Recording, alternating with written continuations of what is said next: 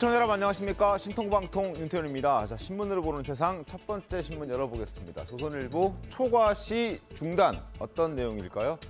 방류 점검 한국도 참여한다. 기준 초과시 중단. 자, 지금 한일 정상회담이 이루어지고 있죠.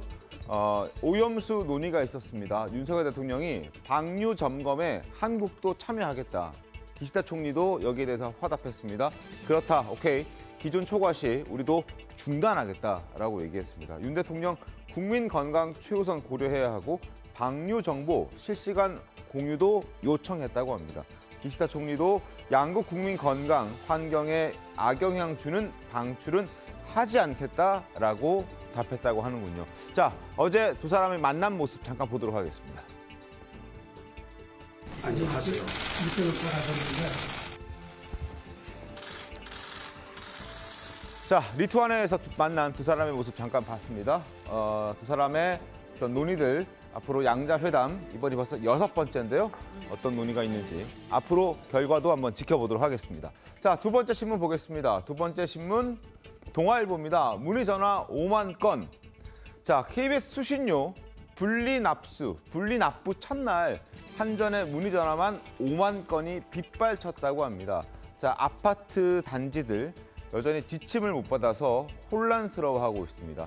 일단 관리사무소에 연락하면 된다고 알려져 있긴 한데 아직 한전에서 관리사무소로 제대로 된 지침을 하달하지 않은 것 같습니다. 그래서 한전에 연락하면 관리사무소에 물어보라 하고 관리사무소에 얘기하면 아직 연락 못 받았다 하고 그래서 혼란스러운 그런 상황이긴 합니다. 아마 시행령이 첫날이기 때문에 이런 혼란이 있었던 것 같은데 시스템 구축하는 데는 3개월 정도 시간이 걸릴 것으로 보여서 혼란은 당분간 좀 이어질 것으로 보입니다. 한번 지켜보도록 하죠. 자, 세 번째 신문 보겠습니다. 조선일보입니다. 실업급여. 자, 최저임금 80% 실업급여 하한액을 낮추거나 아니면은 이걸 폐지하는 걸 정부가 검토하고 있다고 합니다.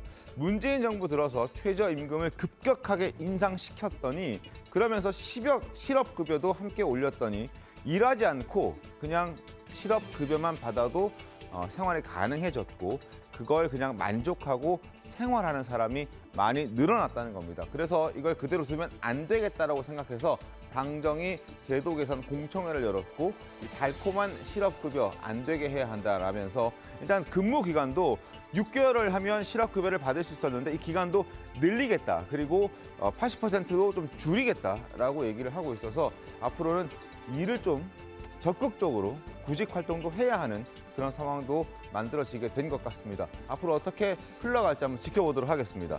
자, 신문 3개 살펴봤고요. 본격적으로 신통방통 시작하겠습니다.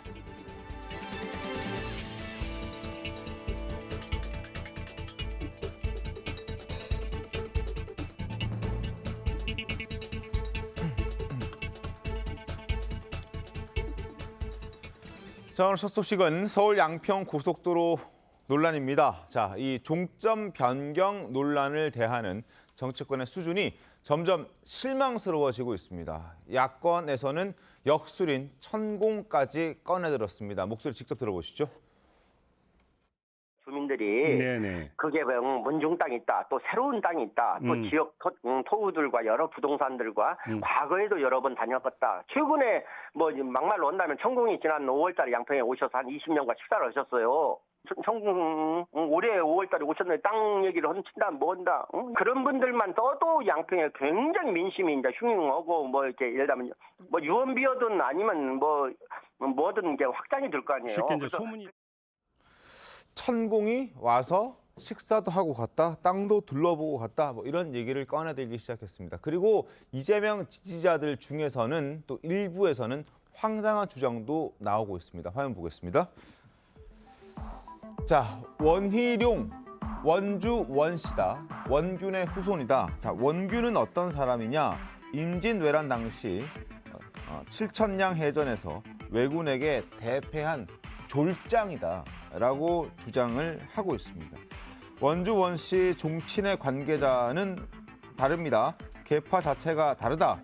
원장관이 원균 장군 후손이란 건 틀린 말이다라고 얘기하면서 자신이 지지하는 이재명 대표를 향해서는 이순신에 빗대고 있고 원희룡 국토부 장관을 향해서는 원균이라는 그 졸장을 빗대고 있는 이런 상황까지 와 버렸습니다.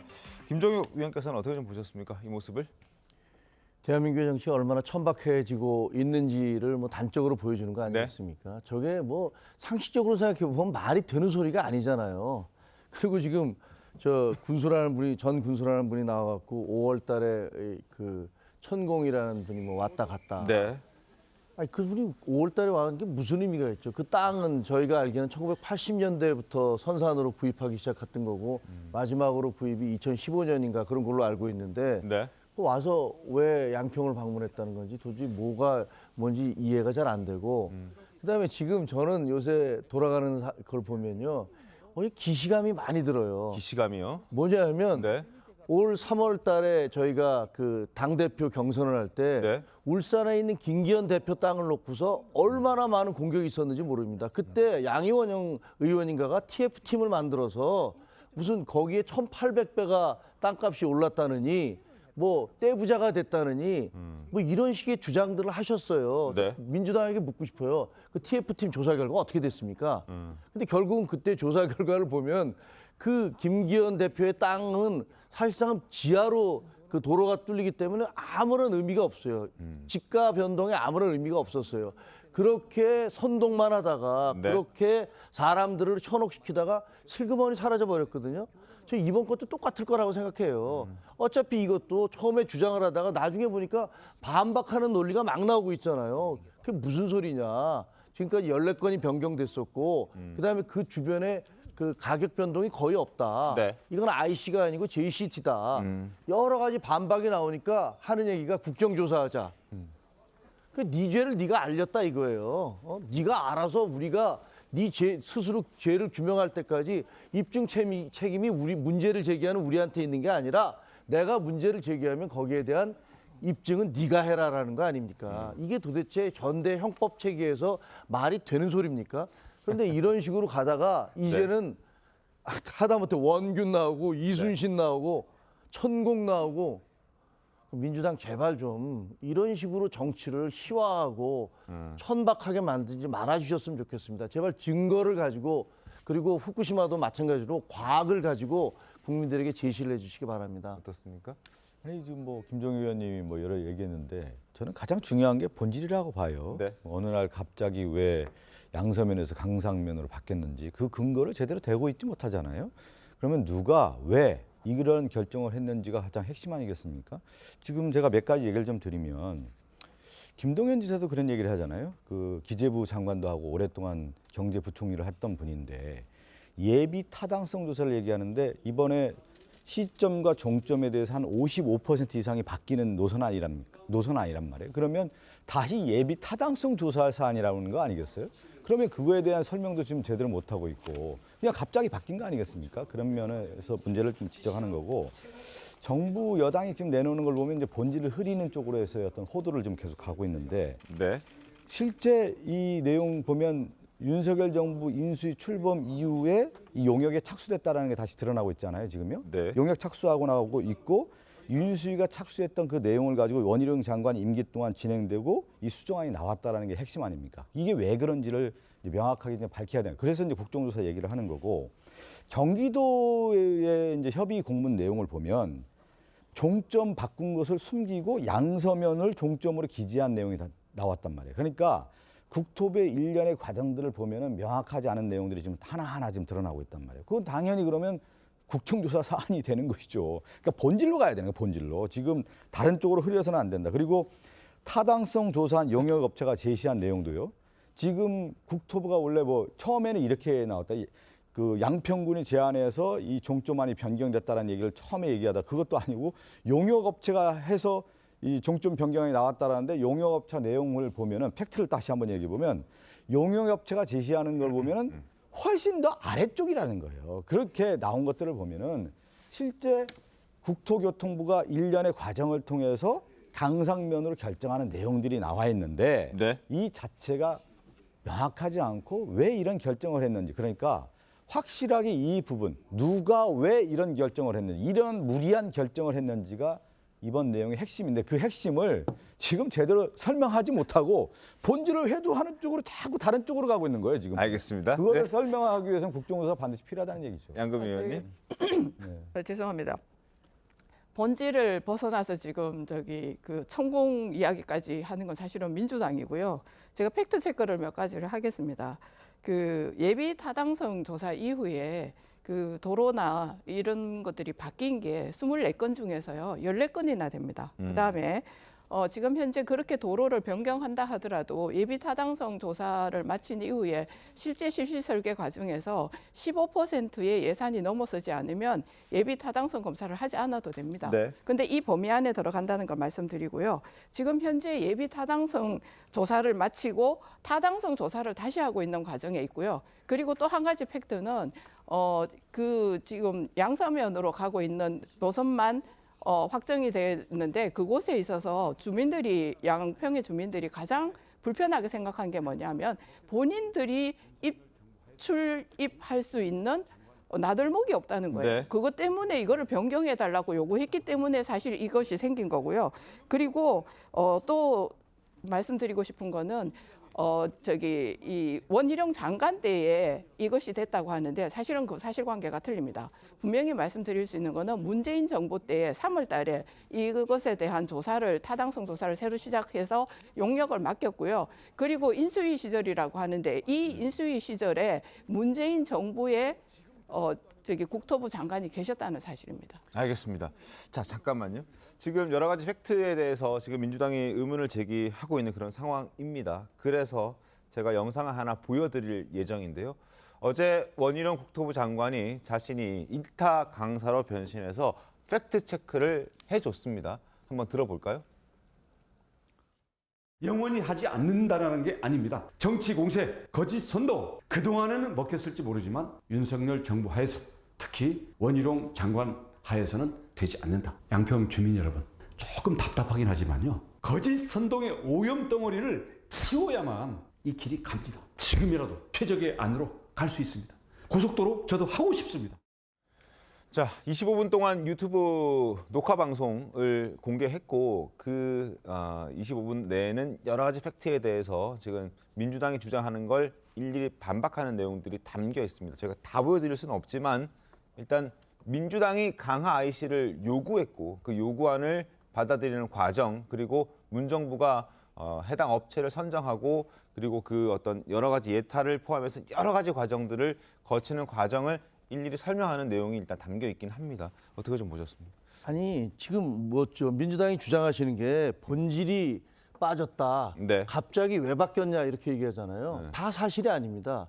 갑자기가 아니에요. 2018년 문재인 정부 있을 때 국토부 보고서에 보면 네. 지금 바뀐 안과 같은 그런 안을 제시를 했었어요.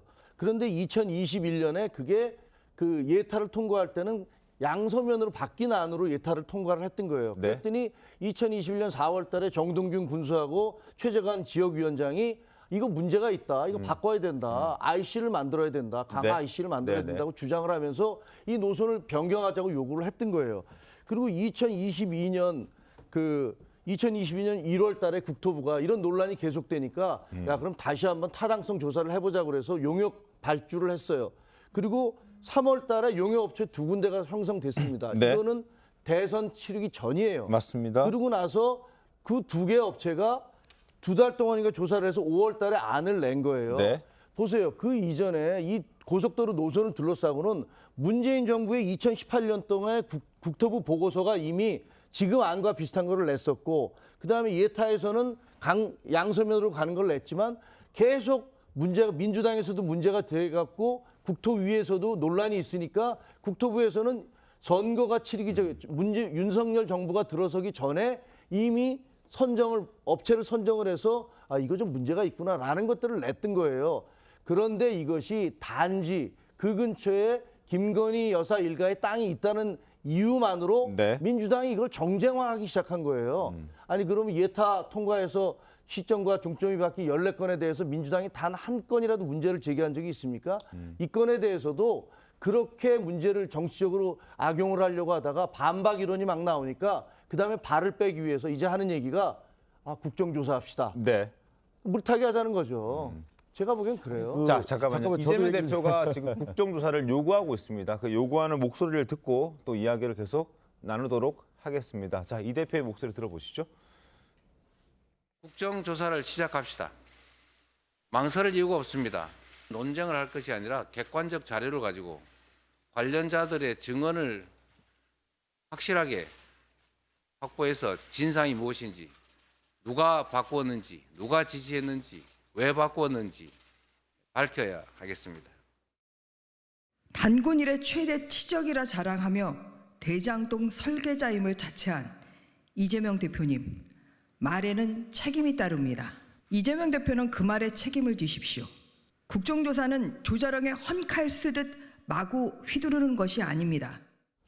권세진 기자님, 민주당의 국정조사 요구 주장 어떻게 좀 보셨습니까? 뭐 이제 칼을 빼들었으니까 이제 물러날 수는 없죠. 그래서 조사를 해서 뭐 사실 여태까지 이제 팩트가 나온 것 외에도 네. 사실 민주당에 불리한 사연도 이제 많이 있으니까 뭐 양평 군수라든가 전 군수라든가 뭐 여러 가지 사연이 있잖아요. 네. 그것을 이제 조사를 할 수는 있는데 이제 좀 말씀하신 것처럼 이게 단순히 진짜 뭐 대통령이 뭐 일부러 처가에 뭐 이제 고속도로를 만들어주자 뭐 이런 식으로 한 것이 아니고 이 사연이 다 지금 대부분의 언론을 통해서 밝혀진 상태거든요. 그리고 민주당이 주장하는 것도 이제 일리가 있다면은 그것을 이제 일지식으로 이렇게 정리를 딱 해서 사람들이 보기 편하도록 이해를 할 수 있도록 해주면 되는데 이 이재명 대표가 이제 이런 것을 너무 이제 정치적으로 끌어가려는 국정조사, 사실 국정조사는 중요한 일이면 해야죠. 해야 되는 게 맞는데 지금까지 밝혀진 것만 봐도 이제 언론에서 이제 뭐 취재한 것만 봐도 이제 팩트가 좀 드러나고 있는 상황인데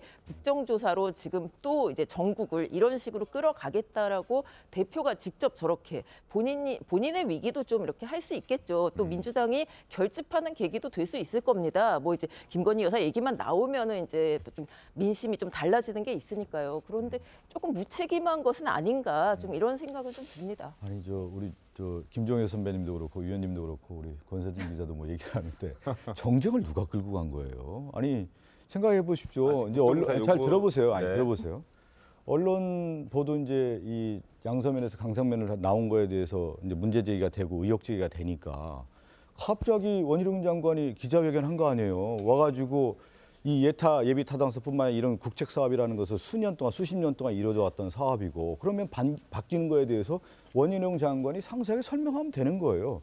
근데 지금 얘기 들어보면 국민의힘 의원들과 얘기하는 과정에서 노선 변경에 대한 얘기도 하나도 언급이 없었다가 갑자기 원희룡 장관이 이거 백지화하겠다 얘기해놓고 뒷감당 안 되니까 저렇게 일타강사 나와가지고 나오고 있고 실제 그래서 어떻게 한 겁니까? 이 문제의 본질을 얘기하는 게 아니라 이건 민주당이 의혹을 제기하니까 이거 없던 걸로 하자. 그래서 정쟁화시키고 민주당 탓으로 돌린 거 아니겠습니까?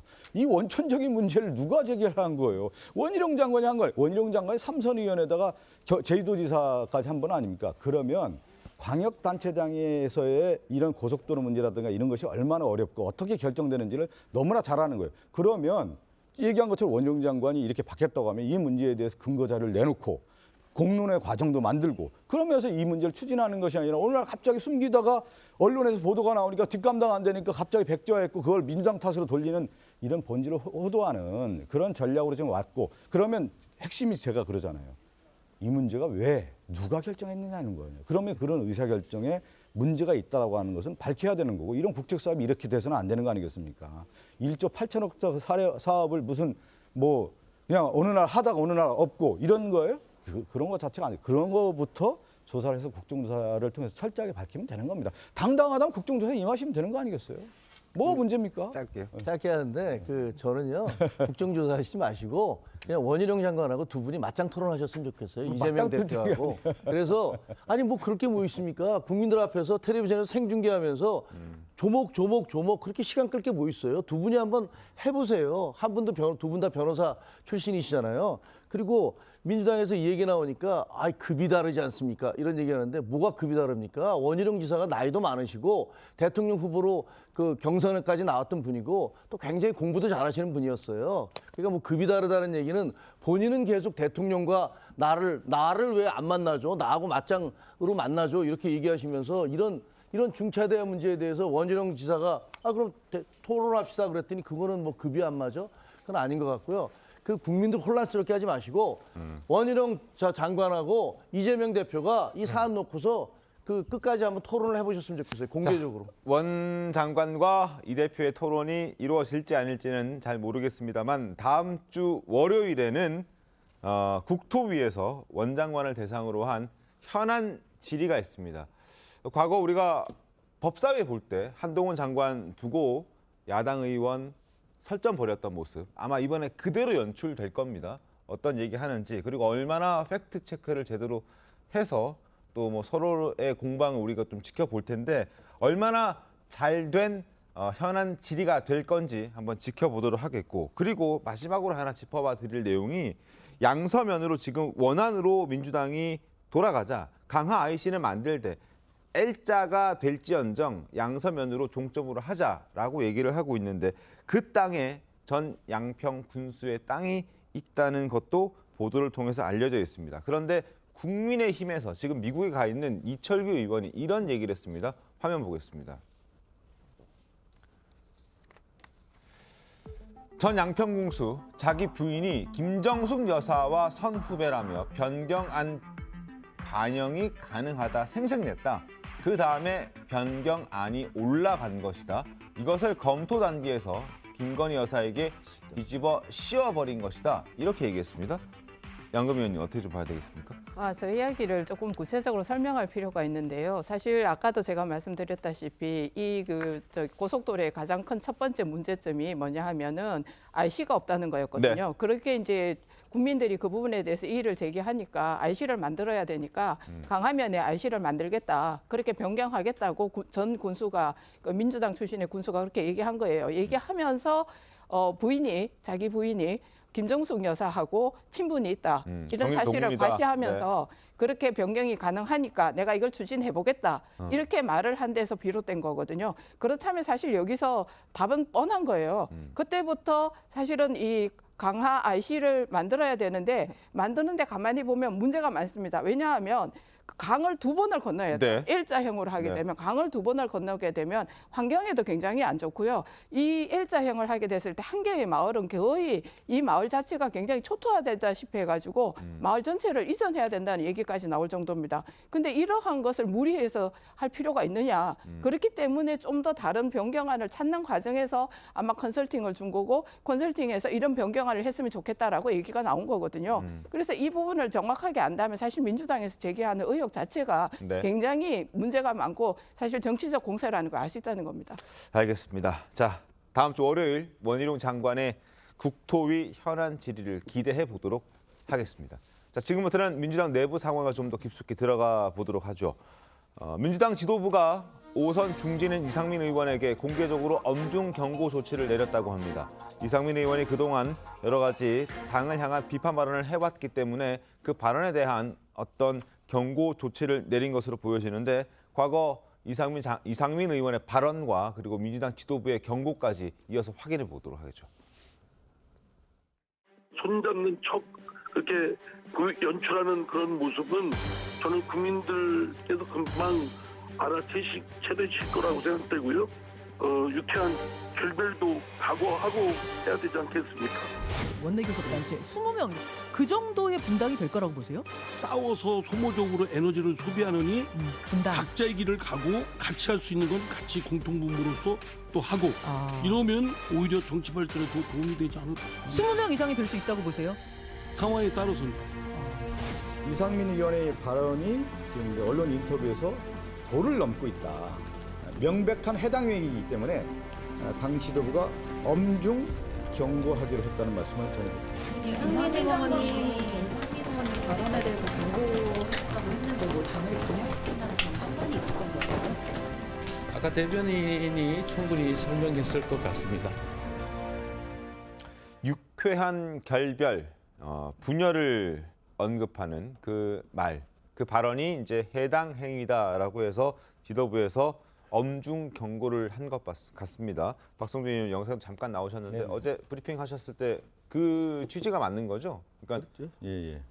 분열시키는 조장하는 그런 발언 하지 말아라 이런 메시지인 거죠. 그러니까 이제 전체적으로 당이 볼 때 우리나라 한국 정치사에 뭐 보수당도 그렇고 진보당도 뭐로 망하냐면 분열에 의해서 망하는 거거든요. 그러니까 분열이라고 하는 것에 얼만큼 큰 타격을 주고 특히 민주당 입장에서 봤을 때 이제 윤석열 정권 들어서서 상당히 어려움에 처해 있는데 그러면 대여 투쟁에 있어서의 단일 대우가 필요한 거고 총선을 위해서는 결국 총선 승리를 해야 되는 거 아니겠습니까? 당의 입장에서는. 그러려면은 하나된 힘으로 우리가 얘기하는 이제 구심력을 만들어서 이제 정치를 해야 되는 건데 자꾸 원심력을 발휘하는 그런 발언들이 나온다고 하면 그리고 이제 분열의 어떤 실체가 있는 것처럼 얘기하는 것 자체가 당에 좀 부담이 된다라는 거고 그렇게 해서는 안 된다라고 하는 것이 어제 그 최고위원회 이제 비공개 회의에서 당 대표뿐만 아니라 모든 지도부 의원들이 다 그런 말씀을 하셨어요. 그래서 일단은 경고를 하는 게 좋지 않겠냐. 그래서 저도 뭐 제가 대변인이니까 그 분위기에서 제가 전달한 겁니다. 그 분위기를. 예.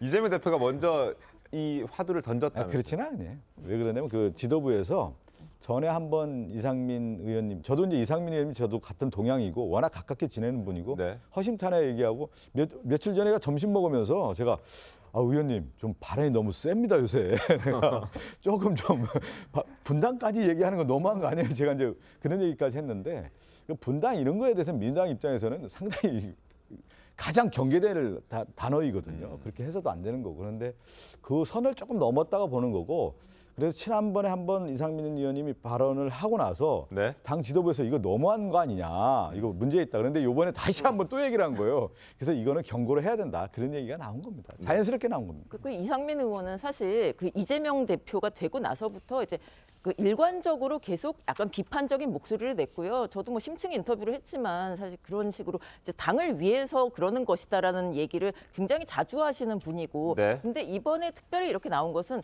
이게 한 몇 달 전만 해도 이분이 뭐 분당이라던가 뭐 이 당이 갈라지 이런 얘기는 전혀 하지 않았어요. 그냥 이재명 대표가 빨리 내려왔으면 좋겠다. 아니면 좀 대안을 찾았으면 좋겠다. 이런 식의 이야기를 이어가다가 이제 최근에 분당 얘기가 나온 것은 이제 이낙연 대표도 돌아오고 네. 이래서 이런 것 아니냐라는 약간의 괘씸한 생각들이 있으신 게 아닌가. 약간 이런 생각은 좀 들거든요. 이분은 원래 좀 중립적이라는 중진이라는 이유에서 대통령 경선 때 이제 선관위원장도 하셨고 그 후로도 계속 이제 눈치 보지 않고 자기가 할 소리 다 하는 분이었거든요. 근데 지금 와서 무슨 약간 징계를 할 것처럼 약간 이런 뭐 징계까지는 아니지만 경고를 했다는 것은 좀 괘씸죄가 있는 것이 아닌가 이런 생각도 좀 들기도 합니다. 자, 이상민 의원도 지도부의 이런 결정에 반발하고 있습니다. 어떤 입장인지 보겠습니다. 자, 해당 행위라고 해서 민주당 지도부는 엄중 경고 조치를 내렸는데 이상민 의원은 지도부가 경고 운운했다는 것 자체가 황당하다.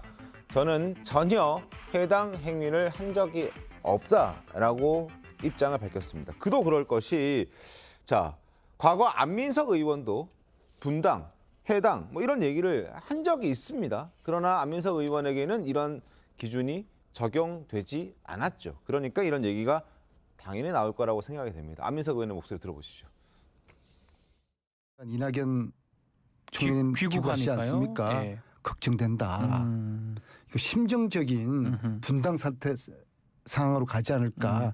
서로가 서로를 정오하고 같은 하늘 아래 있지만은 도저히 상종할 수 없는 네. 그런 세력으로 적대시하는 이런 서로가 심리적 분당 상태.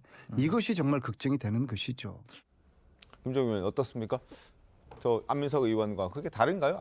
이상민 의원의 발언 자체가? 아니 두 분 다 당을 걱정하는 거잖아요. 당을 걱정해서 한 분은 이제 좀 더 이제 순화된 표현을 한 거고 한 분은 이제 유쾌한 결별이라는 건 그 표현을 보면 그런 생각까지 각오를 하고 대화를 임해야 되지 않겠느냐 그런 취지인 것 같아요. 두 분이 만날 때 이낙연이나 이재명 두 분은 만날 때 야 이거 안 되면 우리는 진짜 이런 사태까지 올 수 있어라는 생각을 하면서 만나야 된다는 그런 제가 보기에는 뭐 이상민 의원이 그리고 이상민 의원이 지금까지 공격하시는 걸 보면은요. 네. 개인에 대해서 뭐 이렇게 특정을 해서 공격하는 게 아니라 되게 방향에 대해서 얘기를 하고 당의 진로라든가 네. 혹은 개딸들의 행태라든가 뭐 이런 식의 그런 공격을 하고 계신 거예요. 그래서 제가 그걸 너무 감정적으로 받아들이지 않아 주셨으면 민주당도 왜냐하면 저희 당에서도 그런 게 많이 있거든요. 저희 당에 대해서도 뭐 유승민 의원이나 우리 이준석 전 대표나 네. 뭐 도대체 이게 우리 당뿐 맞춰라고 싶을 정도로 엄청나게 비판하고 계세요. 근데 저희가 뭐 뭐라고 안 하지 않습니까? 아니 그 왜 안 했어요? 다 재수하고 다 자르고 막 그러는 거. 아니 왜 그걸 안 한 것처럼 얘기. 이준석 대표가 전 대표가 그건 당 윤리위원회에서 성상납 그 의혹과 관련해서 그 논란 끝에 된 것이지 그게 그분이 발언을 했다고 한 게 아니잖아요. 지금도 계속 하고 계세요. 발언들이 계속 나오고 있죠. 사실 이 문제를 저 보면서 추미애 전 장관님께서 어떤 얘기를 했냐면 백지장도 맞절만 났는데 종이를 반대 방향으로 잡아당기면 이런 표현을 많이 쓰시잖아요. 이분의 저는 내용이 오히려 어떻게 보면은 훨씬 더 강한 발언이라는 생각이 들 때가 있거든요. 알겠습니다. 추미애 전 법무부 장관 얘기도 저희가 잠시 뒤에 다룰 예정입니다. 그때 좀 더 깊숙이 얘기를 해보도록 하겠고, 그리고 이상민 의원을 지금 경고할 것이 아니라 이재명 대표가 경고해야 할 사람들은 다른 사람이란 얘기도 함께 나오고 있습니다. 화면 잠깐 보겠습니다. 자, 바로 블루웨이브라는 새롭게 탄생한 커뮤니티에서 지금 지지자들 간에 서로 비방과 욕설이 그냥 난무하고 있습니다. 아주 거의 전쟁터가 돼버렸습니다. 이재명 지지자들은 썩은 낙지 정말 싫다, 똥파리는 파리채로 X해야지 뭐 이런 얘기들을 하고 있고요. 이낙연 지지자들 역시 무능한 식물 당대표는 사퇴를 해라, 그리고 국짐 지지율 방패 이재명 뭐 이런 얘기까지 하고 있는 그런 상황이거든요. 이런 사람들, 그러니까 강성 지지자들, 당을 분열시키는 사람들은 이상민 의원이 아니라 바로 이러한 강성 지지층들 아니냐. 이런 사람들에게 이재명 대표가 경고를 하고 강력한 메시지를 내야 하는 것 아니냐라는 지적들이 있는 겁니다. 권세진 기자님, 이 지적에 대해서는 어떻게 보셨습니까? 그렇죠. 이 얘기는 사실 굉장히 많이 나왔고요. 이제 개딸들에 대해서 좀 이재명 대표가 강하게 얘기를 해줘야 된다. 그러지 않으면은 이제 내부 분열이나 뭐 여러 가지 더 큰 문제가 생길 것이다라는 조언을 굉장히 뭐 당내에서도 많이들 하신 걸로 알고 있어요. 그랬는데도 지금 더 심해지고 있지 않습니까? 이게 네. 좀 말이 이렇게 낙지를 어떻게 이런 식으로까지 나오는 약간 좀 품위가 없는 이런 상황이고, 수박까지는 몰랐는데 수박도 사실 굉장히 문제가 있는 단어라고 이제 다들 생각을 하죠. 근데 이 게시판에는 보면은 굉장히 이낙연 지사 전 총리를 굉장히 좀 원색적으로 비판하는 얘기들이 너무 많게 보이고요. 근데 이런 것들이 어떻게 당원들의 게시판에서 이제 일어나고 있다는 거, 반대편이 아니고, 그래서 이제 민주당 내부에서도 굉장히 골치가 아플 것 같은데 네. 이것을 그냥 대표가 그냥 두고 보고 있다, 그리고 강력하게 제지하지 않는다, 이것은 좀 내부에서도 계속 좀 지적을 해줘야 되는 것이 아닌가 그렇습니다. 네. 자, 이재명 대표 측에 있는 김영진 의원, 그리고 비명계 또 이상민 의원이 또다시 등장하는데요. 두 사람이 이렇게 강성 지지층을 바라보는 시각이 좀 다릅니다. 어떻게 다른지 보도록 하죠. 처음 뭐 신제품이 등장했으니까 와가지고 왁삭지껄 하겠죠. 서로 얘기도 하고, 그것이 지속하면서 확대 강화되는 형태로 나타나지 않을 것이다. 각 개인의 생각을 누가 통제하거나 조절할 수는 없잖아요. 그렇죠. 읽기도 참 뭐해요. 낙지는 역시 탕탕 쳐서 먹어야 제맛. 저는 기본적인 인간에 대한 얘기도 아니고 반인권적이고 반민주적이고 또 해당 행위입니다. 사실은 지금의 이재명 당대표가 징계를 해야죠. 당내에서 경고 표시는 했습니다만. 퇴출도 시켜야 된다고 생각합니다. 자, 그리고 민주당이 지금 혁신위가 출범해 있습니다. 뭘 하는지 모르겠다라는 비판도 있지만 어찌됐든 출범해 있고 이러저러한 일들을 하고 있긴 합니다. 어제 김은경 혁신위원장이 강성 지지층들을 향해서 이런 얘기를 했다고 합니다. 들어보시죠. 일부 강성 지지자들의 열혈 팬덤, 폭력적인 언행도 사실 그동안에 계속 비판이 당내에 있었는데, 당원들이 놀 수 있는 무엇인가를 이렇게 내놓고 그것들이 실현되는 놀이공간이 부족했기 때문에 그런 현상이 발생한다라고 저는 보이거든요. BTS의 아미를 손가락질 누가 합니까? 아미가 될 수 있도록 저희가 공간을 만들어 드리고 소통할 수 있는 통로를 좀 만들어 드린다고 하면 훨씬 더 건강하고 건전한 그런 어떤 모습이 나오지 않을까 싶어서 저는 당원들이 놀 수 있는 놀이 공간이 부족했기 때문에 이런 현상이 발생하는데 BTS 아미까지 언급하면서 두둔하고 있습니다. 어떻게 좀 보셨어요, 김종인 의원님? 저는 진짜 아미가 굉장히 화를 낼 것 같아요.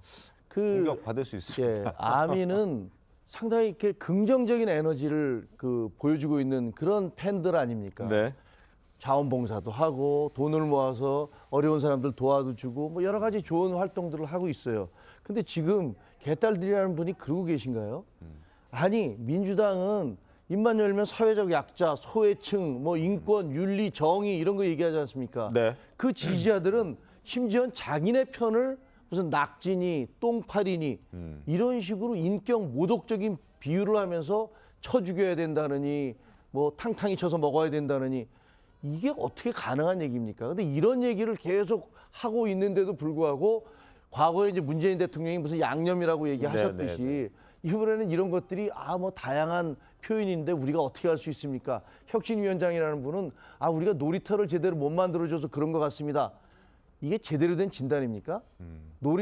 어떤 놀이터를 어떻게 만들어 주시려고요? 그러니까 제가 보기에는 전혀 사태의 본질을 제대로 이해하고 있지 못한 거고 이런 문화, 이런 식으로 혐오하고 저주하고 공격하는 문화를 통제 안 하고 그냥 놔두면요. 결국은 그 불에 자기들이 다 타 죽습니다. 그거 좀 명심하셨으면 좋겠어요. 아니 먼저 그 정당에 이제 여러 이제 논의 구조들이 있잖아요. 이제 뭐 우리 당뿐만 아니라 국힘당도 그렇고 정파적 이해관계에 따라서 서로 이제 대결적 구도가 있는데 그걸 도를 넘어서는 안 되는 것은 분명한 사실이고요. 또 정치 발전을 위해서는 사실 정치 언어라는 것이 극단적인 언어보다는 이제 절제를 통해서 상대를 예의를 갖추면서 해야 되는 건데 우리나라 정치사를 보면은 패배한 정당은 정말 힘들어요. 엄청 힘들고 내부의 어떤 책임론뿐만 아니라 그러면 그 다음에 어떻게 할 거냐에 대한 어떤 방향성 이런 것들이 상당히 이제 논의에 있어서 치열하게 이제 전개되는 과정들이 있는데 저는 이제 민주당이 이번에 이제 홈페이지 개선을 하면서 또 당원들이 와서 이제 게시판에서 자유롭게 이제 토론할 수 있는 장들이 마련을 하다 보니까 저렇게 이제 여러 용어들도 나오고 서로 이제 상처 줄 수 있는 용어들이 나오는데 김영진 의원이 얘기한 것처럼 이것이 이제 어느 정도 시점이 되면 또 정화도 되는 거고요. 또 그러면서 서로 이렇게 해서는 안 된다. 얘기도 나오고 뭐 그런 거 아니겠습니까? 제가 한마디 좀 드리고 싶은데요. 이상민 의원에게 분당 얘기가 나왔다고 해가지고 굉장히 이제 뭐 징계를 하기 전에 엄중 경고를 했는 걸로 알고 있습니다. 그런데 저는 이 지금 그 블루 웨이브라고 하는 걸 보면서 느낀 게 이 사람에 대한 분노와 정오를 정폭시키는 단어들이 계속 반복 재생산되고 있거든요. 그러면 이것 자체가 민주당을 분열하게 만드는 거라고 저는 생각하거든요. 그것에 대해서 중요하게 생각하신다면 이 부분에 대한 것들도 중요하게 바라보고 사실 이렇게 되지 않도록 자정 능력을 가질 수 있도록 만들어야 되는데 그것에 대해서 바라보는 시각이 너무나 안일하다는 생각을 갖고 있습니다. 아니 그냥 제가 여담이지만 제가 우리 신톤방통 우리 앵커님 방송 끝나고 나가면 댓글 보세요. 저 엄청 욕해요. 막 뭐 어떻다 하고 어떤 경우에는 문자도 오고 막 협박 문자도 오고 막 그렇단 말이에요. 그것이 정치 과정에서 있는 과정들인데 그럼 그거 한 사람 한 사람 다 찾아가지고 다 징계합니까? 그럴 수 없는 거 아닙니까? 그래서 실질적으로 우리가 그냥 방송을 하거나 많은 사람들이 얘기할 때 정치라고 하는 것은 상대에 대한 예의를 갖추면서 그러면서 더 긍정적으로 가자 또 이렇게 얘기하는 거 아니겠어요? 저도 방송 끝나고 나면 맨날 문자 오고 그랬어요 예전에. 요즘엔 안 오더라고요. 다 잘라서 그런지 엄청 와요. 그냥 그 내용을 보면 상대에 대한 예의가 하나도 없는 문자들이 온단 말이에요. 그러니까 그것이 이제 한국 정치에 우리 당만이 아니라 전반적인 지금 치열한 대결 구도가 있다 보니까 극단적인 언어들이 있는데 그런 것을 자제하자고 하고 우리가 또 이렇게 선배님과 의원님들하고 얘기하면서 예의 갖춰가면서 이런 거 하지 맙시다. 이렇게 또 얘기하면서 계도하면서 또 가는 거 아니겠습니까? 알겠습니다. 엄청나요. 보면 저도 많이 받아요. 아마 이제 지금 그 김종현 의원님 같은 게 아직 안 받으시는가 보네. 왜 안 받겠어요? 많이 받아요. 안 받는 사람이 어디 있어요? 다 받아요. 근데 그 문자 내용 보면 참 심한 내용들 많습니다. 이거 이낙연 대표하고 이재명 대표가 만나는 것 자체도 이렇게 되면 만나기 힘들어져요. 자, 이낙연 대표, 전 대표 그리고 이재명 대표 11일에 만나려고 했었습니다. 이번 주 화요일이었죠. 지난 화요일이었는데 못 만났죠. 아마 비가 너무 많이 와가지고 막걸리 회동하기로 했는데 비 와서 뭐 재난이 발생했는데 술 마시고 있으면 그리고 웃고 있으면 안 되잖아요. 그래서 이제 만남이 좀 연기됐고 아마 다음 주 초쯤 만날 수 있다라는 얘기들이 나오고 있는 그런 상황인데 자 지금 낙지라는 비난을 받고 있는 이재명 대표 지지층을 통해서 이낙연 전 대표가 이제 지난 9일과 10일에 부산을 찾았다고 합니다. 그곳에서 김혜영 전 의원을 만났다고 하는데 김 전 의원은 이재명 체제의 민주당을 향해서 쓴소리를 하는 인물입니다. 과거 소신 발언했던 발언 좀 들어보시고 왜 만났는지, 어떤 얘기를 했는지, 어떤 계획인지 한번 얘기를 나눠보도록 하겠습니다. 서초동 집회와 광화문 집회에서 보듯이 국회가 제 역할을 하지 못함으로써 많은 국민들께 심려를 끼쳐드렸습니다. 집권 여당의 지도부 일원으로서 대단히 송구스러운 마음입니다. 자, 그리고 이재명 대표를 향해서도 항상 비판의 목소리를 잊지 않고 내놓고 있는 사람이 바로 김혜영 전 의원입니다. 자, 양금 의원님, 네. 부산에 가서 여러 사람들을 만났고 그 와중에 이제 김혜영 전 의원과 독대를 했다고 알려져 있는데 어떤 목적에서 만났을까요? 저는 김혜영 의원 같은 경우는 사실은 지난 20대 국회에서 아마 민주당에서 최연소 지역구 의원이었던 걸로 알고 있고 그리고 이제 최고위원에 당선되면서 굉장히 이제 쓴소리를 하면서 비주류로 죄송합니다. 비주류로서의 어떤 역할을 하게 되는데 근데 김혜영 의원이라고 하면 우리가 딱 느끼는 느낌이 뭐냐면 청년청을 대표하고 혁신적이고 새롭고 그런 모습으로 우리들에게 비춰진단 말이에요. 그렇다 보니까 저는 이낙연 전 대표가 김혜영 의원을 찾아간 것은 네. 아마 본인의 어떤 정치적 세력 자체를 앞으로 조금 민주당에게서 새롭고 혁신적인 곳으로 가기 위한 그러한 모습의 이미지를 필요로 하기 때문에 김혜영 의원을 만나지 않았나 그렇게 생각합니다. 세력 규합 차원에서 김혜영 전 의원을 만났을 것이다. 그렇다면 박성준 의원님, 네네. 이재명 대표와 이낙연 전 대표가 만나서 백지장을 맞들기보다는 뭔가 하려는 건가요? 뭐 어떻습니까? 그거 지금 우리 앵커님 의도가 찢어지기를 원하는 거 그렇지 않습니다. 뭔가 이렇게 좀 나눠주기를 원하는 것 같은데 그렇지는 않고요. 이제 우리 정치적인 고수들이라는 분들이 있잖아요. 이낙연 전 대표도 지금 시점에서 당에 단합을 하고 통합하는 것이 민주당의 상임 고문으로서 역할, 또 전 대표의 역할이라고 하는 거 너무나 잘 알고 있는 거고요. 저는 지금 우리 민주당의 뭐 민심도 마찬가지겠지만 근데 당심이라고 봤을 때는 선대여 투쟁, 선명 야당으로 가야 된다라고 하는 것이 대체적인 민주당 당심인 것 같아요. 그러면 그렇게 하기 위해서는 현 대표인 이재명 대표와 전 대표인 이낙연 전 대표가 또 대선 경선 과정에 있었고 지금 당의 여러 분열적 요소를 얘기하는 분들도 사실은 그래서는 안 된다는 얘기를 하는 거 아니겠습니까? 그래서 손을 잡고 가야 된다라고 하는 부분에 있어서는 저는 두 분 다 같은 생각이고요. 그렇게 할 거라고 보고 있습니다. 그렇게 뭐 이렇게 뭐 백지장도 이렇게 잘못하다 찢어진다 이거는 아닐 것 같고요. 그렇게 돼서도 안 되고 그렇게 했을 경우에 정치적 책임, 정치적 무게 그거에 대한 비난 그리고 내년 총선에서 만약에 그런 것으로 인해서 우리가 민주당이 패했다. 정치적 진로가 있겠습니까? 그 책임을 어떻게 벗어나겠습니까? 저는 이 지점에서 혁신위가 사실은 민주당에서 보이지 않거든요. 그러다 보니까 아마 더 혁신적인 조국 장관을 사실은 비판했던 유일한 인물 중에 한 분이에요. 김혜영 의원이. 그러다 보니까 혁신적인 어떤 인물을 민주당이 앞으로 새로워지기 위해서 찾아간 것이 김혜영 의원이라고 생각을 하거든요. 알겠습니다.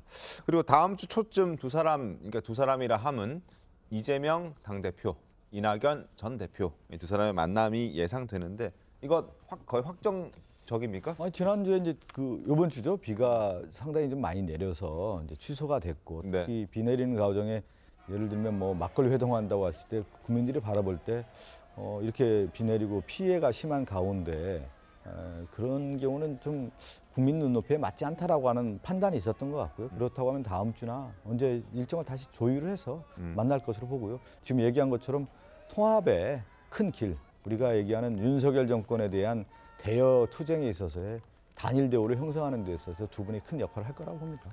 알겠습니다. 자, 민주당 내 바람은 이러한데 추미애 전 법무부 장관의 생각은 조금 다른 것 같습니다. 두 사람의 만남이 썩 그렇게 마음에 들지는 않나 봅니다. 비판적 발언을 공개적으로 했고 그리고 민주당도 그런 추미애 전 법무부 장관을 향해서 이러저러한 얘기들을 내놨습니다. 목소리 이어서 확인하겠습니다. 이재명 대표가 뭐 백지장도 맞들면 낫다 그러는데 백지장 맞들었는데 방향이 다르면 틀리면 찢어지죠. 찢어져요. 예. 그러면 맞들면 나은 게 아니지. 지금 상태로는. 당대표, 법무부 장관 이렇게 하면서 지금 정치를 바라보는 본인의 시각이 있는 것 같은데 좀 독특한 시각을 가지고 계신 것 같아요. 추 전 장관의 행보들이 민주당의 내년 총선에 도움이 되는 행보라고 보십니까? 아니면 좀 부담스러운 행보라고 보십니까? 그건 제가 보기엔 추 장관께서 더 잘 알고 계실 거라고 봅니다. 추미애 전 장관이 한편으로는 좀 이해가 됩니다. 유독 추미애 장관만 독박을 쓰고 있는 셈이잖아요. 네. 서운함, 원망 이런 게 있다 할지라도 마음 한 구석에 놔두고 또 자물쇠까지 채워서 좀 놔두고 지금은 윤석열 정부의 폭주를 막는데 힘을 모을 때다. 지금 박성준 의원께서 계속 얘기했던 논조랑 전혀 다른 얘기를 추미애 전 법무부 장관이 했습니다. 권세진 기자님, 왜 추 전 장관은 이런 행보를 보여줄까요? 사실 이분이 지금 문재인 전 대통령을 굉장히 비판했었잖아요. 직접적으로. 그랬는데 보면은 또 이재명 대표에 대해서도 막 굉장히 긍정적이지가 않거든요. 네. 죄송합니다. 그래서 이분이 이제 원하는 게 무엇인가 사실. 근데 이제 당 대표급이라고 하면 주요 정당의 당 대표급이나 대선 주자급의 정치인이라고 하면 뭐 첫 번째는 이제 본인이 하고 싶은 얘기 눈치 안 보고 다 할 수 있겠죠. 그 두 번째는 뭐 좀 당을 위해서 내 손에는 좀 덮어두자. 이 두 가지 중에 하나인데 이게 전자잖아요. 지금 추미애 전 대표는. 그래서 이분의 지금 사실 당대표급 중에 현실 정치를 한다거나 다시 출마를 하려고 하는 사람이 그렇게 많지 않아요. 그래서 이분은 무엇보다도 이제 본인의 재기가 이제 가장 우선이 아닌가. 뭐 사실 뭐 총선을 앞두면 그렇지 그런 사람들이 많은데 사실 뭐 이제 내가 뭐 당신들 눈치 볼 것도 없고 내가 이제 할 얘기 다 하겠다. 약간 이런 태도로 보이고 있는데 사실 민주당 입장에서 굉장히 좀 당혹스러울 것 같은 이런 느낌은 참 많이 듭니다. 그리고 굉장히 뭐 지역구에서도 굉장히 탄탄한 분이었고 뭐 사실 좋은 직책은 다 하신 분이잖아요. 그런데도 이렇게 당 앞에서 이제 총선을 앞두고 왜 이런 얘기를 하시는지 다들 좀 오히려 이런 분이야말로 좀 어떻게 보면 해당 행위가 아닌가라는 생각도 좀 들기도 하고요. 알겠습니다. 총선 앞두고 이제 자기 욕심 채우기 위해서 본인의 정치적인 복귀, 재기를 위해서 이런 얘기들을 하고 있다. 실제로 그런 움직임은 정치권에서 감지가 되고 있습니다. 고민정 의원 지역구가 전 의원이 바로 추미애 전 법무부 장관입니다. 고민정 의원도 긴장하고 있는 것 같습니다. 들어보시죠. 지역구가 추미애 전 장관 지역구였잖아요. 한동안은 한동훈 장관이 광진을로 출마하는 거 아니냐 언론에서도 자꾸 물어보시던데 저로서는 누가 오시든 자신 있다 이 말씀만 드리겠습니다. 저는 오히려 그 수십 년 동안 그 지역에서 갈고 닦은 노하우들을 전수해 주실 거라고 저는 생각합니다. 추미애 전 장관이 좀 전수해 줄 거다 이 말씀이신가요? 아직까지 뭐 어떤 움직임도 감지되지 않고 있고 뭐 하시겠다고 하면 뭐 저로서는 뭐 막을 도리는 없죠. 추미애 전 장관이 광진을 공천 신청할 거로 예상하고 계세요? 사실은 저는 별로 그렇게 가능성 높게 보지는 않아요. 아, 그래요? 추 장관님은 예전부터 당대표를 하셨기 때문에 그런 큰 그림 속에서 본인이 이제 말로써 어떤 위치에 서는 게 맞을지를 고민하시게 될 거다. 나오는 걸 막을 수는 없겠지만 그리고 나오겠다고 하는 것도 추미애 전 법무부 장관의 자유지만 그냥 안 나오고 더 큰 정치했으면 좋겠다라는 게 지금 고민정 의원의 생각인 것 같아요. 근데 저는 이제 고민정 의원 말씀 이제 뭐 워낙 지역구니까 다 저렇게 얘기할 수밖에 없는 거고 근데 이제 선거를 쭉 한번 볼 필요가 있을 것 같아요. 우리 뭐 김종인 의원님도 이제 정치부 기자를 통해서 여러 이제 정치 분석을 했을 텐데 한국 정치에서 중대 선거라는 게 있었어요. 뭐냐면 이제 전두환 정권의 이제 군부 독재에서 85년 선거라는 것이 우리가 잘 알듯이 새로운 중대 선거를 통해서 야당의 바람이 이제 있었던 선거 아니겠습니까? 그리고 이제 새로운 세기 20세기에서 21세기로 넘어가는 시점에서 노무현 대통령이 이제 등장하고 2004년도에 열린 우리당에 바람이 불지 않았어요. 2004년도가 그러면서 과거에 이제 동교동계에 있는 정치 인사와 새로운 뉴 패러다임을 지향하는 우리가 얘기하는 86세대들이 상당히 이제 성장을 했던 것이죠. 그러다가 2000년 선거라고 하는 것이 박근혜 정부에 대한 탄핵과 더불어서 완성된 정치를 통해서 한국 정치를 발전하라고 했는데 그것이 이루지 못한 꿈이 있었던 거예요. 미완성이 됐던 겁니다. 그래서 저는 2024년 선거라고 하는 것은 새로운 뉴 트렌드에 의한 선거로 가야 되는 거예요. 민주당도 그렇고 국민의힘도 그런 거 아니겠습니까? 그래서 올드 앤 뉴라고 하는 대결 구도가 생기는 거고 그러면 앞으로 과거 대 미래에 대한 구도 이런 선거를 통해서 이제 방향이 바뀌어야 되는 건데 저는 그런 차원에서 아마 김영진 의원이 그런 얘기를 하지 않았나 싶어요. 행간의 의미를 볼 때요. 그러니까 우리 민주당도 새로움으로 가고 뉴트렌드로 좀 내부 혁신과 방향을 만들어내고 그러면서 미래지향적인 정치를 만들어가는 데서의 구도로 가야 되는 건데 그러면 그 구도는 어떤 구도냐면 인물에 대한 상징성인 것이죠. 그 새로운 정치를 담아낼 수 있는 사람들이 들어가고 그것을 담보할 수 있는 사람들이 들어와서 선거를 치러야 된다. 그거는 저는 우리 당뿐만 아니라 아마 국민의힘도 공통된 입장이 아닐까 싶습니다. 그 구도를 어떻게 만들어가느냐가 내년 총선의 관건이고 예. 그거 만약에 잘못된 과거로 퇴행했다 그러면 국민들이 내년 선거에서 상당히 심판원으로 들어올 수밖에 없는 나오지 말라 이런 말씀. 결론은 추 장관님 나오지 말아주세요. 우리 힘들어요. 아니 그렇게 몰고 가지는 마세요. 자유니까 정치는. 그런데 그런 구도가 앞으로 있지 않겠느냐. 저는 그렇게 예측을 한다는 것이죠. 저 박성준 의원님께서 저렇게 이렇게 뭐 미화를 한다고 할까요? 저렇게 미화가 하시면서 아니고 되게 무슨 애쓰시는 걸 소리예요? 보면서 저도 마음이 좀 그런데요. 사실은 뭐 저기 고민정 의원 입장에서는 아마 추미애 전 장관이 여기에 출마하겠다라고 하는 의사를 조금이라도 표현이 된다면 아마 주변에서 굉장히 많이 흔들 거예요. 예, 항상 지역구 의원의 가장 큰 고민이 그 부분이거든요. 그래서 그 부분에 대해서 본인이 가장 최선의 답을 한 거라고 보입니다. 알겠습니다. 저는 나왔으면 좋겠어요. 나왔으면 좋겠어요. 네, 그래서 두 분이 그 정치공학적으로는 네. 민주당에서 공천을 주기가 힘들어요. 그러면 이 고민정 의원이 문재인 전 대통령의 분신 비슷하게 좀 활동하고 무슨 대변인도 했었고 네. 그런 충성을 계속 보이고 계신 분인데 그러면 문재인 대통령과 완전히 각을 세우겠다는 거야? 뭐 이러기 때문에 어렵고 그러면 그냥 경선을 해야 될 거 아니에요.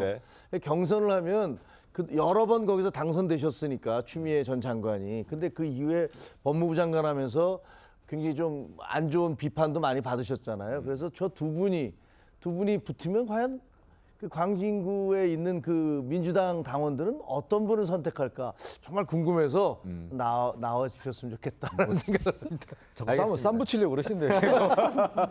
기대를 해보도록 하겠습니다. 자, 다음 소식 가시죠. 이동재 전 채널A 기자의 명예를 훼손한 혐의로 기소가 된 최강욱 의원의 항소심 첫 공판이 어제 있었습니다. 분위기가 1심과는 사뭇 달랐다고 합니다. 어떻게 달라졌는지 지금부터 살펴볼 텐데요. 먼저 관련 목소리부터 확인해 보시죠. 녹취록에서 채널A 기자가 그렇게 말하죠. 사실이 아니라도 줬다.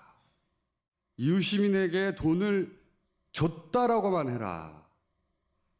그 다음은 우리가 알아서 한다. 녹취가 있고 녹취록도 존재합니다. 공정은 이렇게 만드는 겁니다. 내용을 보시면 이미 형이 정해져서 이제 살고 있는 사람한테 협박을 하는 거죠. 그러면서 협박에서 벗어나려면 우리한테 협조해라. 협조를 해야 할 내용은 유시민 이사장, 그다음에 문재인 정부 청와대 인사들에게 돈을 줬다고 얘기해라. 허위 사실을 유포해서 저와 공직자의 인생을 망가뜨리려 한 김어준, 최강욱, 유시민 그리고 민원연에게 반드시 끝까지 책임을 물을 것입니다. 허위 사실 유포는 최악의 범죄입니다. 자, 1심에서는 허위사실 발언은 인정을 했지만 비방 목적이 없다는 이유로 무죄를 내렸습니다. 최강욱 의원에게. 근데 이제 분위기가 달라졌다는 말은 2심에서는 권선희 기자님, 유죄를 받을 수도 있다 이런 얘기잖아요. 1심에서 무죄를 받은 것은 이제 정보통신망법으로 뭐 예를 들면 그런 거죠. 이제 댓글이라든가 이런 것에서 분명히 이제 허위 사실이 비방을 하는데 비방이 아니라 이렇게 했는데 비방의 목적은 없었고 정말 음해할 목적이 없었다라고 주장을 하면 무죄를 받을 수는 있어요. 기자들도 굉장히 그런 일이 많으니까 일부러 그러려고 했던 건 아니다. 허위 사실이면 사실 확인은 했어야 되죠. 근데 1심에서는 그렇게 정보통신망법에 무죄를 받았는데 이동재 기자가 이제 전 기자가 항소를 했죠. 2심에서는 뭘 보냐 하면은 이제 형법상 명예훼손 있지 않습니까? 이게 사실 뭐 사실이라도 명예훼손이 될 수 있는 거잖아요. 근데 이 허위 사실이라는 것은 1심에서 다 드러났기 때문에 허위 사실을 유포한 이 분들의 이야기가 드러났기 때문에 2심에서는 이것까지 이제 재판부가 좀 들여다보겠다라는 분위기가 지금 재판에서 감지가 된 거예요. 그러니까 근데 여태까지의 판례 같은 걸 보면은 헌법상 명예훼손이 될 수 있는 여지가 이제 충분히 있다는 게 지금 법조인들의 의견입니다. 그래서 1심 무죄가 아니라 2심에서는 다른 결론이 나올 수도 있다. 지금 이렇게 분석이 되고 있습니다. 최강욱 의원은 뭐라고 좀 뭐 저는 이 사건 자체를 사실은 맥락을 잘 몰라요. 그냥 언론 보도에 나온 내용들 몇 가지 알고 있는 거고 구체적인 어떤 사실 지금 재판 과정에 있는 내용들까지 제가 뭐 하나하나 내 팩트 체크한 건 아니고 대략적으로만 좀 알고 있는데 최강욱 의원이 이 내용에 대해서 문제 제기를 했다라는 것은 어떤 근거를 가지고 얘기하지 않았겠습니까? 그 지금 얘기한 것처럼 이동재 기자에 관련된 녹취록도 있는 거고 그러면서 이 문제를 이제 제기한 거기 때문에 이제 법정에서 충분히 최강욱 의원이 자신의 입장을 얘기했을 거고요. 또 재판부가 판단을 하는 거기 때문에 네. 충분히 이제 사실적 근거를 가지고 합리적 의심으로 문제 제기를 했다라는 게 최강욱 의원의 입장이니까 네. 그건 좀 저는 지켜봐야 될 것 같습니다. 알겠습니다. 상황을 좀 보죠. 네. 판결을 뒤바뀔 수도 있다는 그런 전망의 기사가 나와서 잠시 설명을 드렸고요. 그리고 이동재 전 기자가 2심 재판부를 향해서 탄원서를 제출했다고 합니다. 탄원서 내용을 잠깐 보여드리겠습니다. 최강욱 의원이 국회 법사위원을 하고 있다는 것도 엄청난 압박이다. 초법적 존재처럼 행동하는 최강욱 의원이 두렵다라고 이동재 전 기자가 2심 재판부에 탄원서를 제출했습니다. 이 얘기는 최강욱 의원은 이미 조 전 장관 아들 허위 인턴서와 관련해서 의원직을 박탈당할 수 있는 그런 선고를 2심까지 받았고 대법원 이제 마지막 최종심만 남겨둔 상태고 지금 이 또한 지금 본인과 관련된 것도 또한 재판을 받고 있는 그런 상황인데 여전히 법사위원으로 활동하고 있다는 그걸 지적하고 있는 거거든요. 과거 한동훈 법무부 장관에게도 이해충돌 소지가 있다는 지적을 받긴 했었습니다. 그 목소리 한번 확인해 보시죠. 한동훈 장관과 저는 무슨 검사와 피해자를 우리가 만난 적이 있습니까? 제가 지휘한 사건으로 한동훈 장관의 기소되셨죠. 발언에 대해서 그리고 제가 피해자고 본인은 피해자라고 주장하지만 기소되셨잖아요. 내가 더 피해자라고 보는 견해가 그러니까 이해 충돌이 많지 있다는 않아요. 얘기입니다. 신상 발언하는데 사건의 사실상의 피해자는 접니다. 가해자는 최강욱 의원이시고요. 대기 가해자고 내가 피해자죠. 하면 안 대기요? 되고요. 자, 대기라고 말씀하셨어요? 자, 저런 설전도 벌어졌었습니다. 자, 최강욱 의원이 과연 법사위원 자격을 유지하고 있는 것이 옳다고 보십니까? 전혀 아니죠. 전혀. 왜냐하면 그 유명한 법원이 있지 않습니까? 지체된 정의는 불이다. 정의는 이것이 불이라고 생각하면 바로 시정이 돼야 돼요. 네. 근데 김명수 대법원장이 등장하신 이래로 정말 그 모든 재판들이 지연되고 있죠. 조국 늘어나고 재판 있죠. 지금 몇 년째 하고 있습니까? 윤미향 의원은 도대체 몇 년째 재판을 하고 있습니까? 그리고 최강욱 의원도 마찬가지잖아요. 저거 그냥 의원 끝날 때까지 다 하실 것 같아요. 내년 9개월밖에 안 남았어요.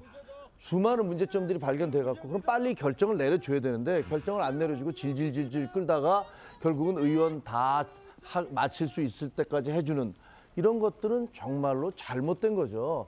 잘못된 거고 최강욱 의원은 본인이 피의자인데 그러면서 재판을 받고 있고 1심에서 유죄를 받으셨나 그렇잖아요. 네. 근데 그러면서 법사위에 앉아서 그 자기를 수사하는 사람들의 책임자를 놓고서 질의를 하고 있는 거 이게 뭐예요? 이거는 이해 충돌이잖아요. 그러니까 이건 있을 수 없는 건데 왜 민주당에서는 최강욱 의원을 계속 놔두시는지 알 수가 없고 일부러 놔두시는 건지 뭐 저는 문제가 많다고 생각을 합니다. 알겠습니다.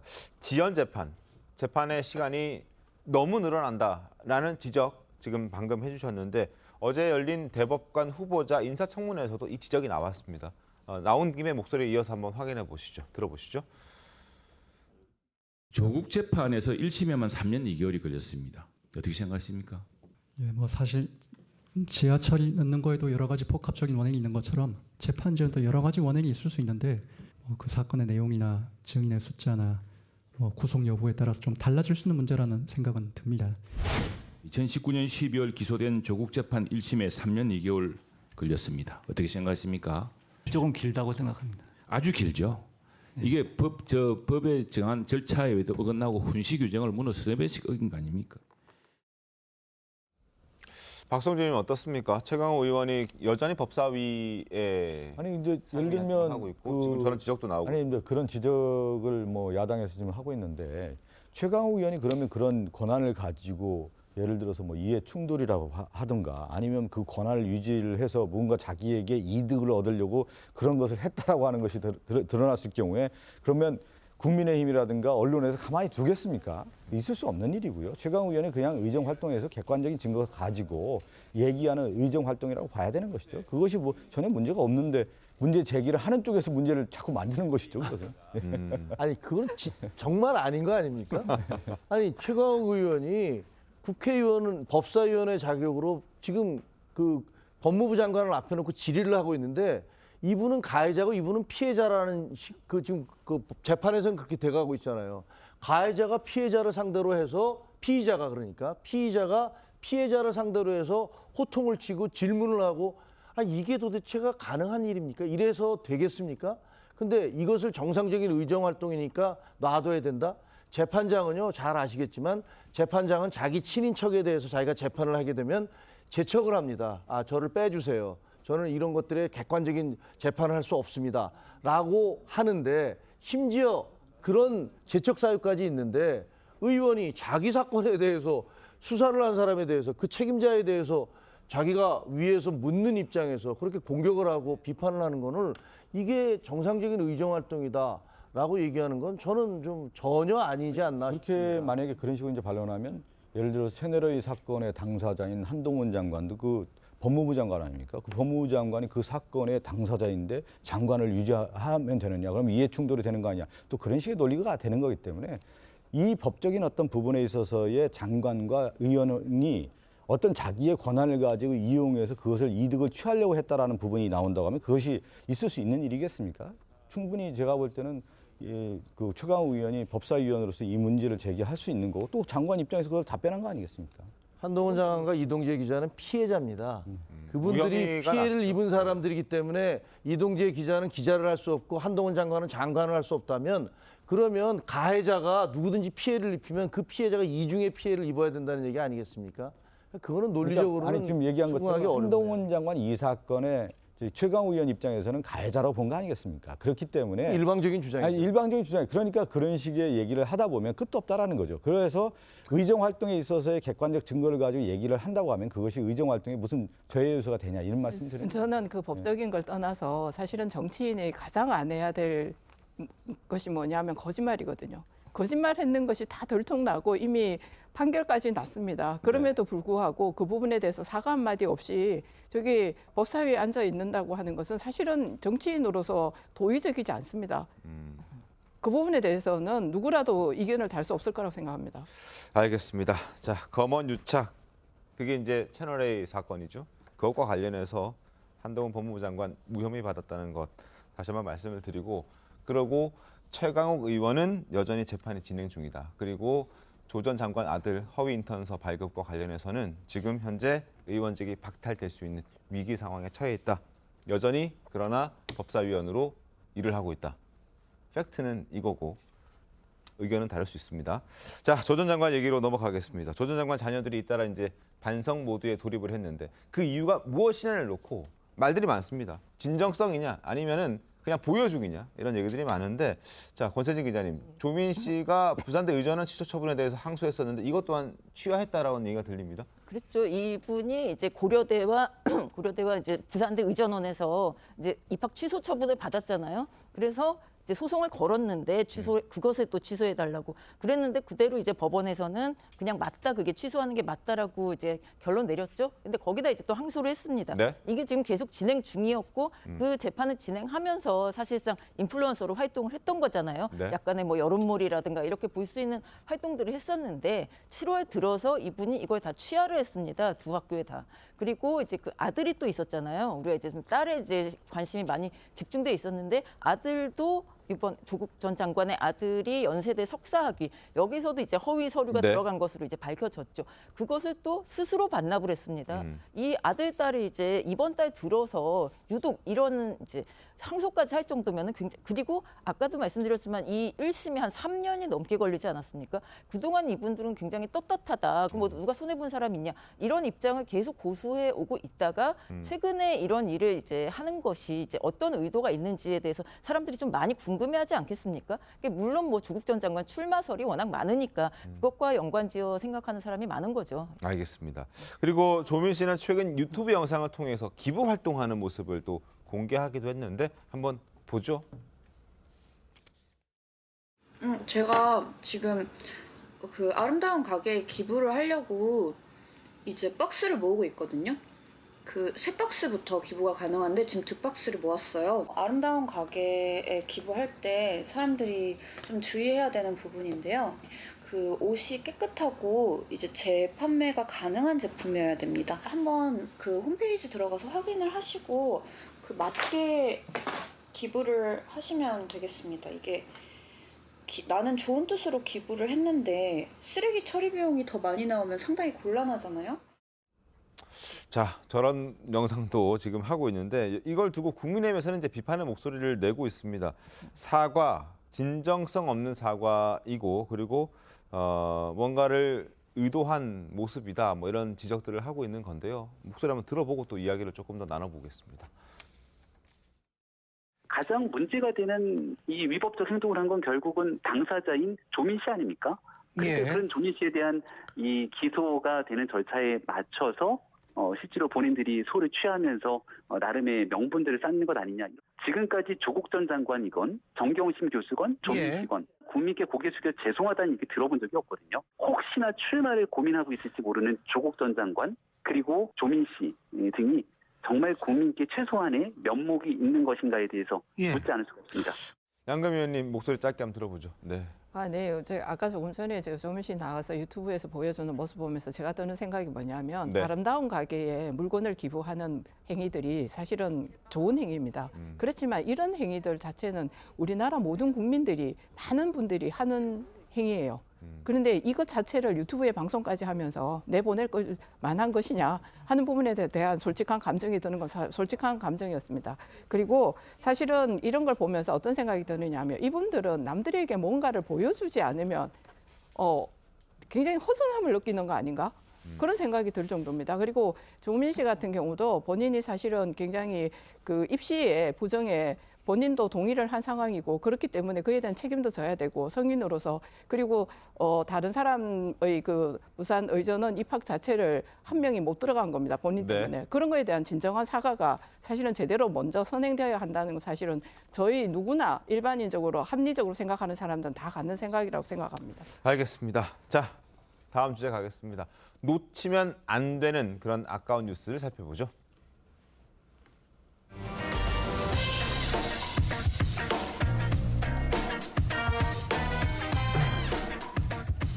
지난 주말부터 전국 곳곳에서 많은 비가 내리었고 또 지금도 내리고 있습니다. 그만큼 피해도 큽니다. 강남의 고급 아파트 25억대라고 하는데 최고급 아파트도 비 피해를 피해가지 못했습니다. 신문 보겠습니다. 신축 아파트 폭우에 난리가 났다고 합니다. 3주 새 2번이나 잇따라 침수 피해가 발생하면서 주민들이 난리가 났습니다. 누가 들어도 알만한 그런 브랜드 아파트에서 이런 피해가 발생했고 심지어 만들어진 지 얼마 안 된 아파트다. 그래서 여러 가지 패러디물도 나오고 있는 그런 상황인데요. 영상도 한번 준비를 해봤거든요. 영상도 이어서 확인해 보시죠.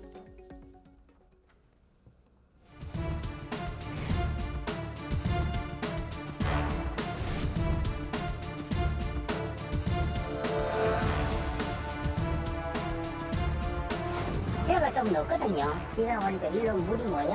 배수로가 적어. 그래 물이 안 빠져.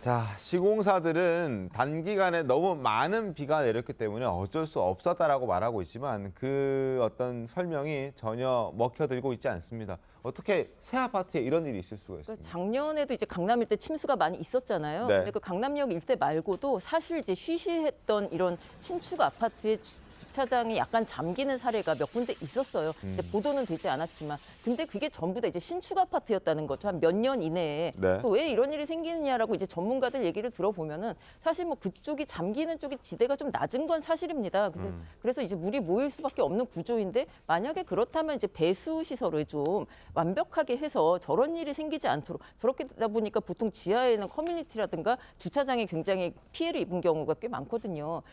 그래서 이제 좀 기준을 보면은 이제 폭우가 사실 이렇게 집중호우가 요번에 이제 호우특보라는 것도 이게 극한 긴급 호우. 재난 문자도 올해부터 생겼잖아요. 그러니까 이게 계속 이제 이상 기후가 생길 수 있기 때문에 좀 다른 기준을 마련해야 되는 것이 아닌가 아파트를 지을 때 새 아파트들이 특별히 이것에 좀 취약하다는 거 이것을 좀 이제 건설업계 전체가 좀 생각을 하고 정부에서도 이것에 대한 좀 대책을 마련해야 되는 것 아닌가 싶습니다. 알겠습니다. 자, 다음 소식으로 가겠습니다. 최근 중고 거래 사이트에 올라온 시계가 눈길을 끌고 있습니다. 명품 시계는 분명해 보이는데 일반적인 명품 시계와는 무언가가 다릅니다. 어떻게 다른지 화면을 좀 보겠습니다. 자, 명품 시계 350만 원에 판매가 됐다고 합니다. 그런데 여기에 김일성이라는 빨간색으로 적혀 있는 글씨가 눈에 확 들어옵니다. 초희기 시계라고 하고 필요시 시계점 정품 확인도 가능하다.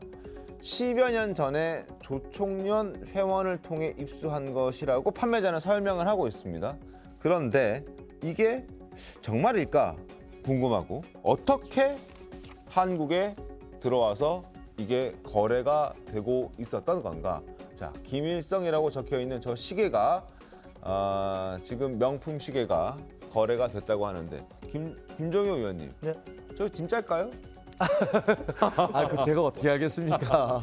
근데 일단 판매자가 이렇게 얘기를 했는데 그 탈북자들의 말씀을 따르면 이 95년부터 10년 동안 이 북한에서 스위스 명품 시계 2,400만 달러, 그러니까 약 248억 원어치를 구입을 했다잖아요. 그게 자기에게 충성을 하는 사람들에게 이제 나눠주기 위한 일종의 뇌물이겠죠. 통치용으로. 근데 저것이 그 중에 하나인지 잘 모르겠습니다.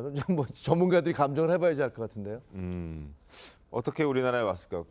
박성준 의원께서는 어떻게 좀 보셨어요? 아니 뭐 저도 뭐 맥락을 잘 모르는데. 그러니까 이 독재 국가가 사실은 이제 그 대체적으로 이제 충성의 표시라고 할까요? 그런 것들은 이제 선물을 하게 되는데 대체 보면 이제 시계를 해요. 근데 그 문화가 사실 우리나라에도 좀 남아 있는 겁니다. 대통령 시계 만드는 대통령 시계를 그러니까 과거에 이제 권위주의 정부 군사 독재 시절에도 시계를 만들어 왔는데 그게 이제 어떻게 보면 이제 민주화되는데 그게 조금 더 탄력적으로 변한 거죠.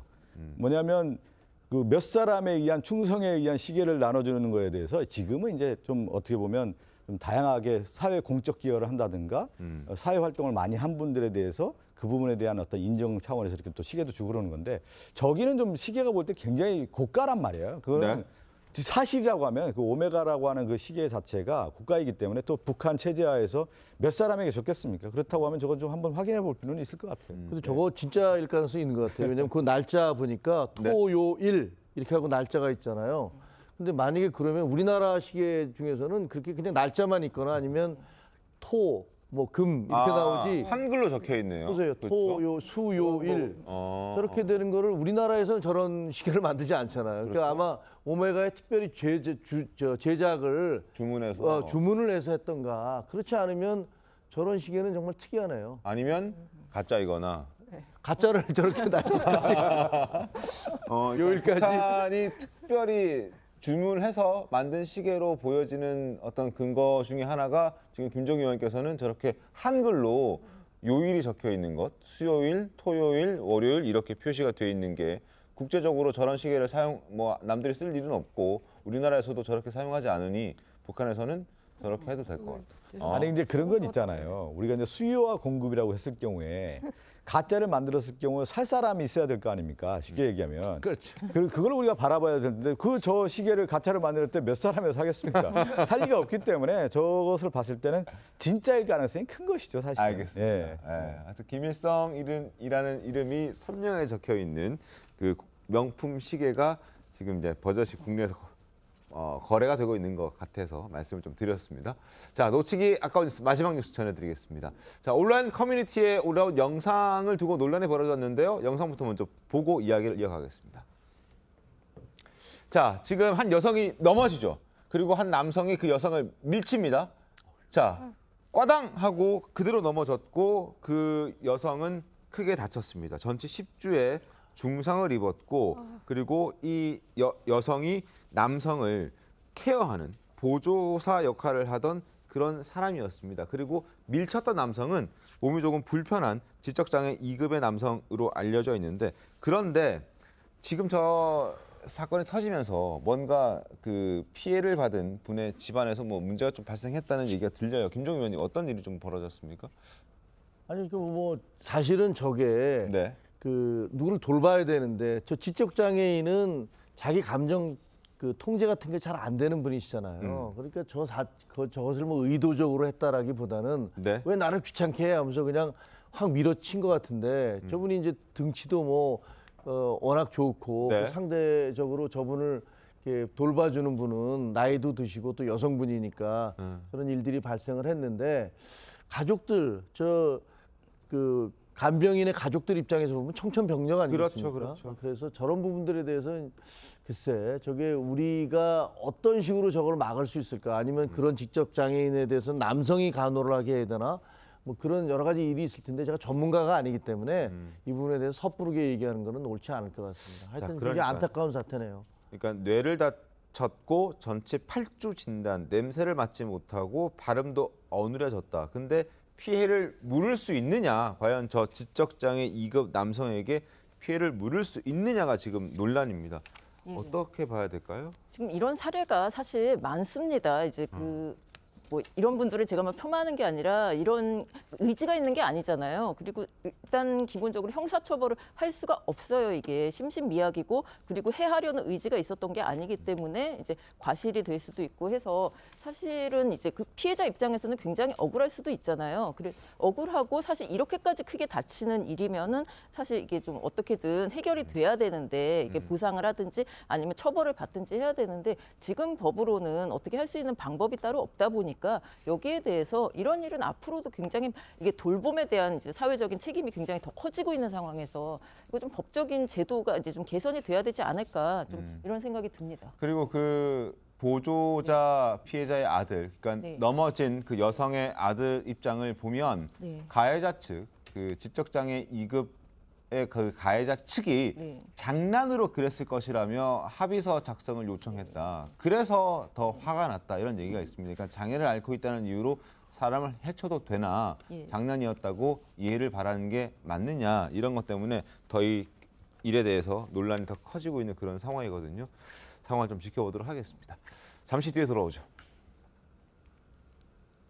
네, 오늘 준비한 신통방통 여기까지입니다. 내일 8시 50분에 더 신통하게 돌아오겠습니다. 고맙습니다.